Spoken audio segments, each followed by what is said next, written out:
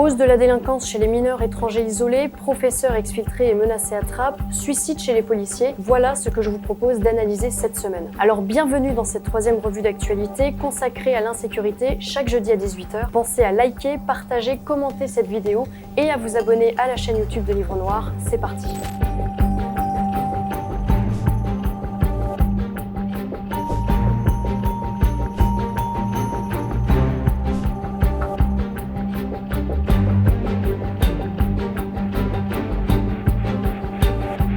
Une polémique cette semaine nous a amené à nous interroger sur un sujet pourtant bien réel. Les mineurs étrangers isolés représentent-ils un danger? Quelle est leur part de responsabilité dans l'accroissement de la délinquance? Nous nous sommes notamment intéressés aux réseaux qui utilisent ces mineurs, mais également aux faux mineurs isolés. Écoutez ce que dit un policier affecté à Calais à ce sujet. Au début, ils attaquaient les camions sur l'autoroute. Ensuite, quand ils ont enlevé la jungle, ils ont commencé à s'éloigner et donc en fait, ils faisaient ça sur les stations-service. Et du coup, ils ont dû monter les stations-service avec des murs. En fait, c'est les Anglais qui sont fait la France pour financer ça. Et c'est des murs, enfin, vous avez une station, une sortie près du port, enfin, c'est des murs qui sont à 3-4 mètres de haut. J'ai quand même vu des scènes où ils avaient carrément envahi le port. Ils envahissaient le port, vous aviez des centaines de migrants dans le port qui couraient dans tous les sens. Après, on avait beaucoup de problèmes au niveau des camions aussi. Quand on essayait de les sortir des camions, ils étaient quand même assez agressifs. Et puis c'était le jeu du chat à la souris parce qu'en fait, ils remontaient dans les camions, on les ressortait. En fait, on les sortait des camions, puis vous les aviez les 2-3 heures plus tard dans un autre camion parce que toute l'autoroute était bloquée. En général, ils se disent mineurs, mais ils le sont pas souvent en fait. Enfin, très souvent, ils se disent mineurs pour être protégés. Mais des vrais mineurs, j'en ai quasiment pas vu. Pour eux, c'était des gens, en général, c'était des gens qui avaient la vingtaine, mais qui se disaient mineurs pour avoir le statut de mineur isolé. En 2015, le nombre de migrants mineurs était de 30 000. En 3 ans, ce chiffre a doublé et les problèmes associés à cet accroissement ont eux aussi augmenté. À Paris, par exemple, l'année dernière, le parquet établissait que 75% des mineurs déférés étaient des migrants. À Bordeaux, 40% des faits de délinquance leur étaient imputables, contre 24% il y a 3 ans. L'année dernière, Henri Leroy, sénateur LR des Alpes-Maritimes et gendarme de carrière, avait d'ailleurs lancé une mission d'information au Sénat pour dénoncer cette hémorragie. Elle faisait suite au rapport publié par l'Assemblée nationale 2 mois plus tôt, révélant que 10% des mineurs isolés avaient commis des actes de délinquance. À l'époque, le député de l'Hérault, Jean-François Eliaou, confiait à l'AFP que le portrait type était un maghrébin de 16 ou 17 ans, en rupture totale avec son pays et sa famille, fracassé par son parcours migratoire, polytoxicomane et tombé dans une délinquance de subsistance. Plusieurs réseaux sont alors démantelés, notamment en Seine-Saint-Denis, à Drancy et Bobigny en avril 2021, où 6 personnes de nationalité algérienne et marocaine sont mises en examen, notamment pour traite d'êtres humains aggravés et recel en bande organisée. Dans le rapport du Sénat publié en octobre 2021, les sénateurs recommandent donc une meilleure structuration des services de police et de gendarmerie, mais aussi l'accès des forces de l'ordre aux données du fichier d'appui à l'évaluation de minorités. Un fichier très controversé créé par la loi Asile et Immigration en 2018, puisqu'il vise à rassembler les empreintes digitales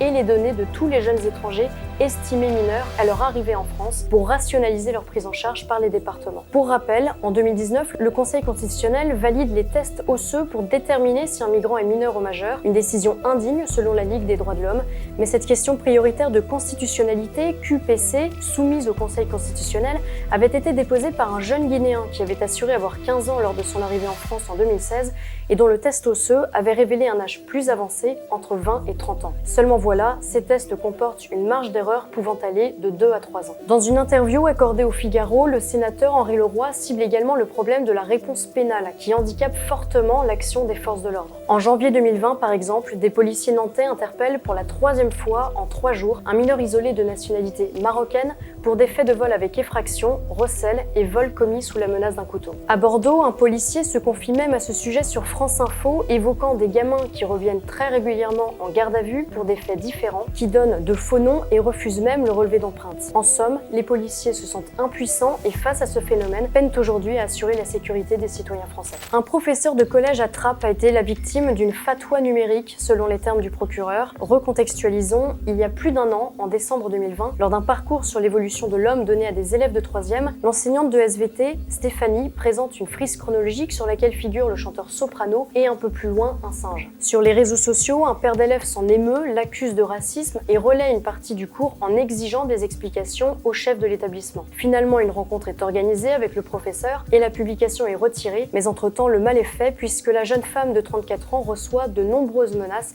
et finit par déposer une main courante, puis une plainte. Pour justifier l'utilisation de cette photo, elle explique que ses élèves s'étaient plaints de ne voir que des photos de blancs dans les manuels scolaires. Aujourd'hui, l'enseignante a changé d'académie, tandis que le père de l'élève a été condamné à 6 mois de prison ferme en novembre. L'accusé, qui a fait appel, était déjà connu de la justice. Ce phénomène rappelle évidemment l'histoire tragique de Samuel Paty, décapité après avoir montré des caricatures de Mahomet devant une classe de 4e à Conflans-Sainte-Honorine en 2020. Rappelez-vous également de Didier Lemaire, professeur de philosophie à Trappes, menacé de mort après avoir dénoncé l'islamisation de sa ville à la suite de l'assassinat de Samuel Paty, justement. Nous l'avons reçu il y a 2 mois, je vous propose de réécouter un extrait de son entretien. Ma petite personne, je pense que c'est pas très important, c'est un recul pour la République avant tout. C'est-à-dire que finalement que la République soit obligée d'exfiltrer des enseignants, et je ne suis pas le seul. D'autres enseignants ont été menacés de mort et sont menacés de mort, j'en apprends tous les jours. Et cela, on ne parle pas d'eux parce qu'évidemment que le ministère ne communique pas sur ces cas-là. Mais il faut savoir que dans la région parisienne, mais aussi dans des petites villes de province, à Cognac, à Nîmes, à Pau, des enseignants ont été menacés de mort par des parents d'élèves ou par des élèves. Et ceux-là sont exfiltrés. Alors on les place ailleurs. On essaye de ne pas publiciser leur cas de façon à ce qu'ils puissent continuer d'enseigner.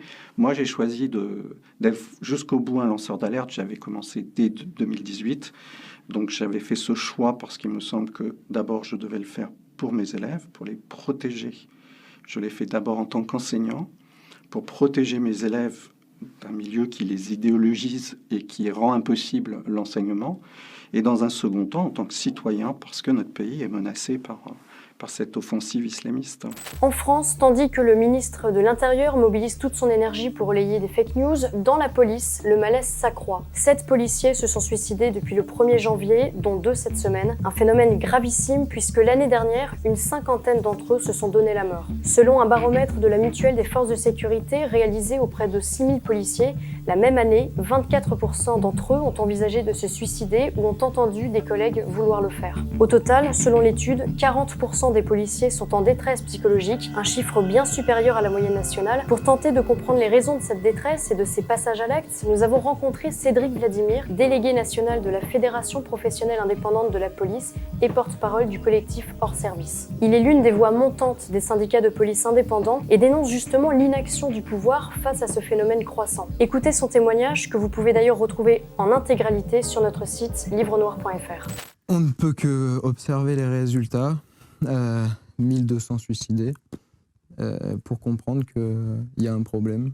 Et visiblement, si on suit les conclusions systématiques des enquêtes IGPN ou de l'administration, ces 1200 policiers avaient des problèmes personnels et leur suicide n'est pas du tout en lien avec leur activité. Nous, on a une petite différence avec l'armée, c'est qu'un militaire va être projeté sur une opération de combat et il va subir des traumatismes très importants sur une courte période. Derrière, ils ont un suivi qui est quand même meilleur que le nôtre. Mais la différence avec le policier, c'est que toutes ces situations qui sont très difficiles à gérer pour eux, elles sont très répétitives, presque quotidiennes. Et au final, les effets négatifs sur la santé physique et psychologique des policiers, elle est dévastatrice. Merci d'avoir suivi cette 3e revue d'actualité. J'espère que ce nouveau format vous plaît. Pour nous soutenir davantage, n'hésitez pas à vous abonner à notre plateforme. Vous y trouverez de nombreux contenus exclusifs, notamment notre documentaire sur Marseille. Je vous invite évidemment à liker, à commenter, à partager. À la semaine prochaine.